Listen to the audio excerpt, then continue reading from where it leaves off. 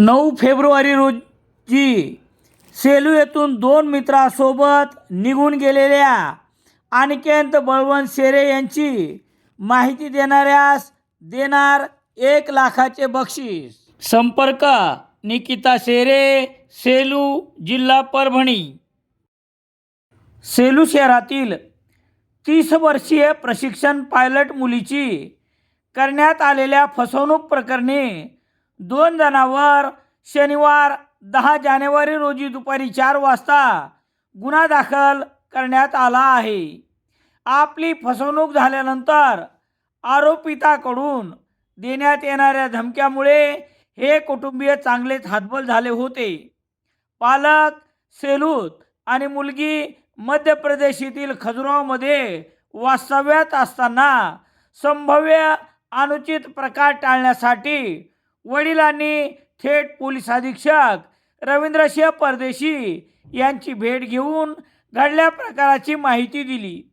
त्यानंतर या प्रकाराबद्दल पोलीस अधीक्षक रवींद्रसिंह परदेशी यांनी सेलू उपविभागाचे उपविभागीय पोलीस अधिकारी दीपक कुमार वाघमारे यांना माहिती दिली।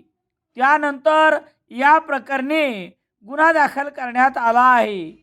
याबाबतची माहिती याप्रमाणे, या घटनेतील आरोपितांनी संगनमत करून फिर्यादी पायलट हिस पायलटच्या प्रशिक्षणासाठी सामाजिक न्याय विभाग न्यू दिल्ली यांच्याकडून शिष्यवृत्ती मिळवून देतो म्हणून वडील आणि आई यांच्या खाते क्रमांकामधून सुमारे 5 लाख रुपये आरोपी प्रितेश इंगळे यांच्या खाते क्रमांकावर घेतले।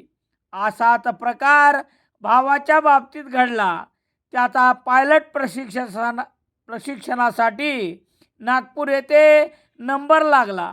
त्याला राहण्यासाठी वडिलाच्या नावे घर खरेदी करून देतो म्हणून वडिलाच्या फोन पेवरून वेळोवेळी 8,30,000 रुपये पाठवून देण्यात आल्यानंतर आपली फसवणूक झाल्याचे स्पष्ट झाले। ही घटना 10 ऑगस्ट 2018 ते रात्री 9 ते 12 नोव्हेंबर 2025 रात्री 11 दरम्यान घडली। या प्रकरणी शनिवार 10 जानेवारी 2026 रोजी 30 वर्षीय प्रशिक्षण पायलट सेलू हिने दिलेल्या फिर्यादीवरून गुन्हा रजिस्टर नंबर 16/2026 कलम 318/4, 351/2, 3 व 3-5 भारतीय न्याय संहिता अन्वये प्रितेश देवीदास इंगळे राहणार अशोकनगर अकोला, श्रीकांत राजंत पानतावणे नागपूर यांच्यावर गुन्हा दाखल करण्यात आला आहे।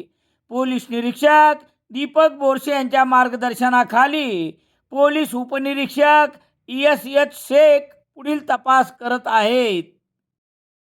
दैनिक लोकसत्ता सेलू शहरात मिळण्यासाठी संपर्क Balaji newspaper agency, bus stand, Selu.